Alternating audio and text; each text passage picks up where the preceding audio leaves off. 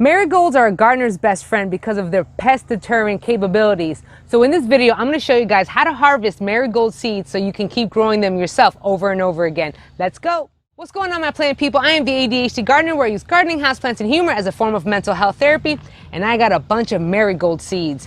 I started growing my own marigolds once I realized how, of course, important they are, but I just did not like the color of the marigolds that you would find in your, big box stores. I just did not like them. I don't like the yellow marigolds. I just think they're not that attractive. So what I wound up doing is growing my own marigolds, right? Because I like the color specifically of this particular breed. But I want to save the seeds so I can grow them all next season. So what you're going to do is very, very simple. You're going to take your marigold plants and you're going to let them die. See this? This is dead, really dead, dried up, crisped up. That's it. This is how you want your plant to be, because this is how we're going to harvest the seeds. You're going to have these little flowers that are dried up and shriveled up. You're going to take those pods off, the entire thing, because the seeds are inside of them. You have the flower, and then you have like a part of the flower itself that's sticking out before you hit the stem. You're going to take that whole thing off and you're going to keep it. Ideally, you want them to be crispy dry and completely crispy dead like this. You can harvest them while the stem of the flower is still kind of green, but that means that you're going to have to dry them later on at a different time. Disregard my dirty nails. I'm in the garden after all. But look at it. You see, you have the stem and then you have the flower petals, but you also have this big bulby thing. The seeds are being held inside of this. So when you harvest the flower, you need the whole thing. You don't necessarily need the stem, I'm just showing you, but you want this whole thing. Ideally, you want them to be this brown. You don't want them this necessarily green because that needs to get dried more. But you can still harvest them as long as it's, kind of dried up, at least partially dried up. Okay, but you want them ideally like this. After you've collected all of your seeds, you're going to put them in a larger container because it's going to be a bit of a, not messy, but a lot of little pieces, a lot of stuff like that. So you're going to want a larger container. I'm using a white one. This is from the Dollar Tree for $1. Now, I'm using the white one only because I like the contrast of colors. It makes seeing the seeds a lot easier, especially if you have poor eyesight like I do. This is going to be helpful.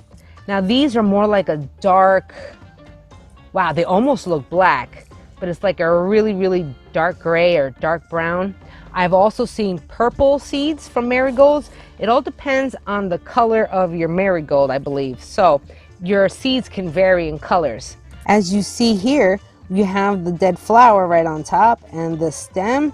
What I usually do is I hold on to this and I yank. You're gonna separate this. Whoa, look at all those seeds. Now here, you see that you got the black seeds, then you have the part that attaches the seed to the petal. You don't need all of that. The seed itself is just the black part. See?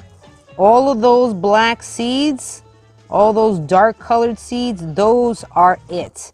That is where you're going to collect. And wow, does each flower in itself carry a bunch of them. So we're going to yank further. We'll just drop some.